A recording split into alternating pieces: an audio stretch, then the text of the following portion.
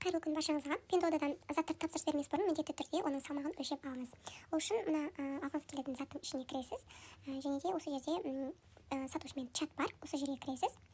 Және де дайын сөзді жазасыз, яғни осы заттың салмағы қанша деген комментарийді қалдырып кетемін. Қарай күтесіз, және де бізде заттың салмағы 11 килограмм деп айтып тұр бұл жерде. Яғни оның салмағын есептеп өзіңіз аласыз. $4,5 есептеп аласыз. Пайдалы болса лайк басып сақтап алыңыздар.